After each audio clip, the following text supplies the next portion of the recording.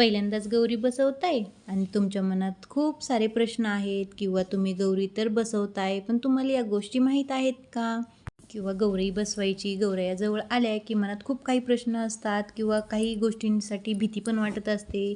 गौऱ्यांचा time कोणता, शुभमुहूर्त कोणता, गौरी केव्हा बसवाव्यात, गौरी केव्हा विसर्जन कराव्यात, गौरींचे पूजन केव्हा करावे, गौरींचे आगमन केव्हा होते, या बरेचसे प्रश्न आपल्या भगिनींच्या मनात निर्माण झालेले असतात.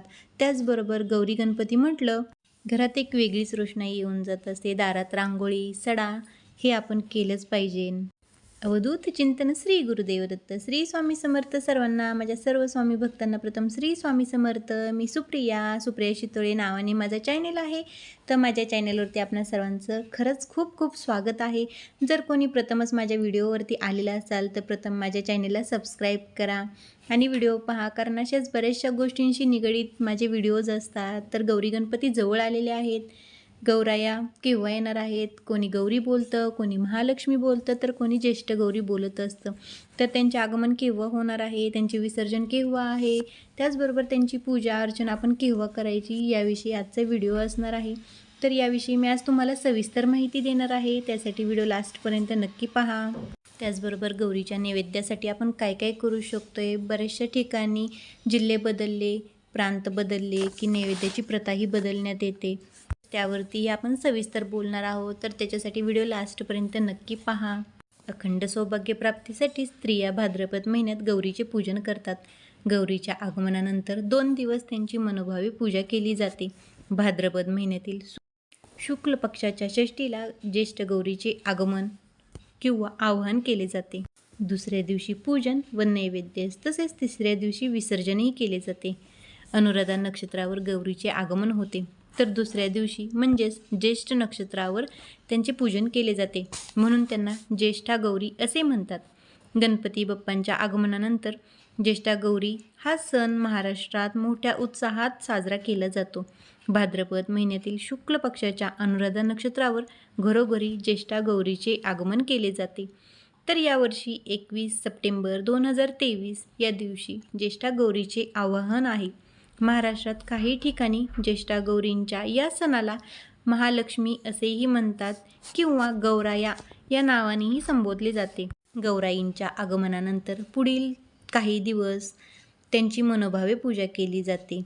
महाराष्ट्रात वेगवेगळ्या भागात गौरी पूजनाची प्रथा वेगवेगळी असते, तसेच पद्धती आणि मान्यताही वेगवेगळ्या आहेत. तर आज आपण या व्हिडिओमध्ये गौराईंचे आगमन कसे करावे, त्यांचे आवाहन कसे करावे, तसेच गौरी आगमनाचा शुभमुहूर्त काय आहे ते आपण पाहणार आहोत. अखंड सौभाग्याच्या प्राप्तीसाठी स्त्रिया भाद्रपद महिन्यात ज्येष्ठ गौरींचे पूजन करतात.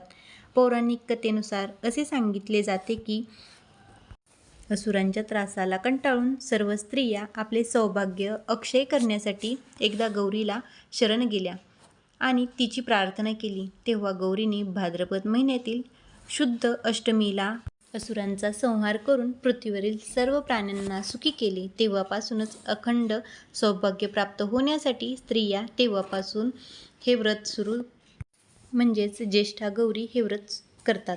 ज्येष्ठा गौरी म्हणजेच महालक्ष्मीचे पूजन ज्येष्ठ नक्षत्रावर केले जाते, म्हणूनच त्यांना ज्येष्ठा गौरी असे म्हणतात. तर यावर्षी ज्येष्ठा गौरी आव्हानाची तिथी आहे 21 सप्टेंबर 2023 रोजी. म्हणजेच यावर्षी 21 सप्टेंबर रोजी ज्येष्ठा गौरीचे आगमन होणार आहे. तर ज्येष्ठा गौरीचे आगमनाचा शुभमुहूर्त आहे 21 सप्टेंबर रोजी सकाळी 6:12 पासून ते दुपारी 3:34 म्हणजेच आपण या दिवशी सकाळी 6 वाजल्यापासून दुपारी 3:34 गौरींना घरामध्ये घेऊ शकतोय.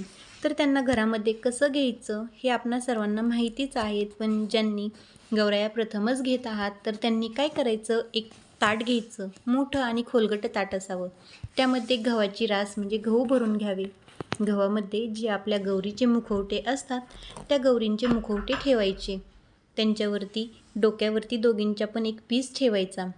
त्यांना सौभाग्याचे अलंकार घालायचे, त्यांच्या डोक्यावरती फूल ठेवायचे आणि त्यांना आपल्या दारातील जी तुळस असते, जी मुख्य दारामध्ये आपल्या तुळस असते, त्याच्यापाशी पाटावरती त्यांची पूजा करायची.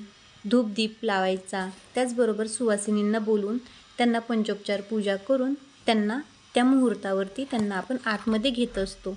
आतमध्ये घेताना त्यांना वाजत गाजत आपल्याला आतमध्ये घ्यायचं असतं. एका सुवासिनी स्त्रीने आपल्या हाताचे ठसे उमटवत आतमध्ये यायचं. म्हणजेच हळदी कुंकवाचे एक ताट करायचे, त्यात पाणी ओतायचं आणि त्याचे हाताचे ठसे उमटवत आतमध्ये गौराया घ्यायचे. घरातील मुख्य स्त्री म्हणजे सासू सून या दोघींपैकी कोणीही गौरीला हातामध्ये घ्यायचं आणि आतमध्ये त्यांची वाजत गाजत पूजा करायची. म्हणजे आतमध्ये घेऊन यायचं, आतमध्ये पूर्ण घरामध्ये त्यांना फिरवायचं, त्यांना आतमध्ये घ्यायचं. तर हा त्यांचा येण्याचा शुभ मुहूर्त आहे. त्याचबरोबर 22 सप्टेंबर 2023 रोजी सकाळी 6:27 ते दुपारी 3:34 गौरायांचा पूजनाचा कालावधी चांगला आहे. म्हणजेच दुसऱ्या दिवशी आपण त्यांची पूजा या टायमिंगमध्ये करू शकतोय. तर म्हणजेच 9 तास 7 मिनिटांचा हा कालावधी आहे आणि ज्येष्ठा गौरी विसर्जन आहे 23 सप्टेंबर 2023 रोजी. सूर्योदयापासून ते दुपारी 2:55 आपल्याला गौरीचे विसर्जन करायचे आहे. गौरी आवाहनाचा दिवस हा खूप महत्त्वाचा असतो. गौरींना घरामध्ये माहेरवाशिनीचे स्थान दिले जाते, ज्यामुळे आवाहन करणे म्हणजेच गौराईला आणण्यापासून तिचा पाहुणचार केला जातो. गौराईंना वाजवत गाजवत घरी आणण्याची प्रथा आहे. गौराईला घरी आणल्यानंतर त्यांची स्थापना केली जाते, त्यांना साडी नेसवली जाते, त्यांचा शृंगारही केला जातो. ज्या दिवशी गौराई घरी येतात त्या दिवशी रात्री 12 वाजेपर्यंत जागरण केले जाते. गौराईची गाणी म्हटली जातात, डेकोरेशन केले जाते आणि घरातील माहेरवाशिनींच्या हाताने तिचे आवाहनही केले जाते. कोकणात नववधू गौरी पूजनाच्या दिवशी वसाही दिला जातो. गौरी पूजनामध्ये 16 हा अंक शुभ मानला जातो. त्यामुळे या दिवशी 16 सुवासिनींना बोलावून त्यांची पूजा केली जाते. 16 शृंगारांच्या वस्तू त्यांना दिल्या जातात. नैवेद्याच्या 16 भाज्या, 16 कोशिंबिरी, 16 चटण्या, 16 पक्वाने तसेच 16 फराळाचे पदार्थ बनविले जातात. महाराष्ट्रामध्ये वेगवेगळ्या प्रांतानुसार गौरी पूजनाची प्रथा ही वेगवेगळी आहे. काही ठिकाणी ज्या दिवशी गौरी घरी येतात त्या दिवशी भाजी भाकरीचा नैवेद्य दाखवला जातो आणि त्यातली त्यात शापूची भाजी ही मुख्य असते. त्याचबरोबर दुसऱ्या दिवशी त्यांना पुरणपोळीचा नैवेद्य असतो आणि तिसऱ्या दिवशी म्हणजे ज्या दिवशी गौराया जातात त्या दिवशी त्यांना शेवयाचा भात याचा नैवेद्य दाखवला जातो.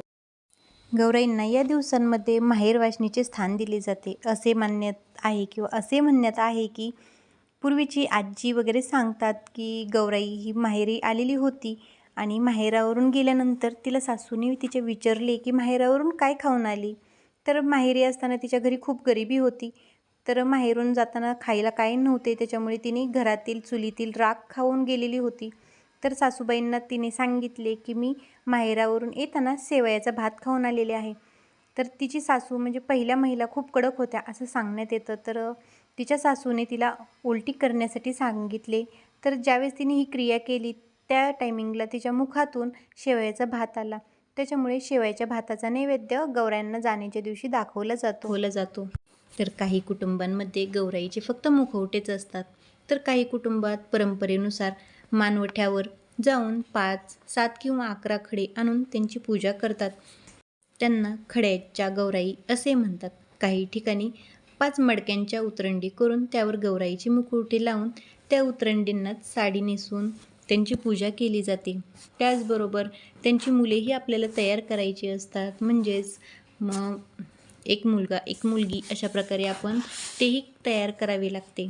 तसेच काही ठिकाणी अशी ही प्रथा आहे की ज्या दिवशी गौराईचे आगमन होते त्या दिवसापासून 2-3 दिवस आपल्या घरातून कुठलीच गोष्ट बाहेर देण्याची प्रथा नसते. कुठलीही गोष्ट असू द्या ती बाहेर जाता कामा नये असे सांगितले जाते. तर काही ठिकाणी बऱ्याचशा प्रथा वेगवेगळ्या पण असतील, तर ज्याच्या त्याच्या प्रथेनुसार तुम्ही गौरीचे पूजन करा, पण हा शुभ मुहूर्त ही पाळा. त्याचबरोबर आपल्याला गौराईची दोन्हीही टाईम त्यांची आपल्याला आरतीही करायची आहे. तर प्रत्येक वर्षी आपण बऱ्याचशा महिला म्हणजे सर्वच जणी शुभमुहूर्त पाहूनच गौरायांना आतमध्ये घेत असतो घरामध्ये. तर आजचा व्हिडिओ मी तुमच्याबरोबर शेअर केलेला आहे. त्यांचा शुभमुहूर्त, येण्याचा शुभमुहूर्त, जाण्याचा शुभमुहूर्त, त्यांच्या पूजनाचा शुभमुहूर्त आज मी तुमच्याबरोबर शेअर केलेला आहे.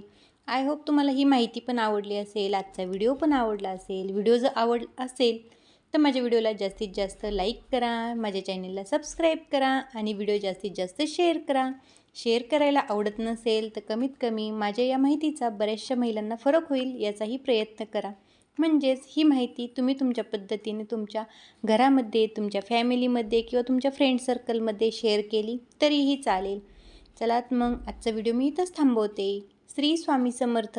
जय जय स्वामी समर्थ. श्री स्वामी समर्थ. जय जय स्वामी समर्थ.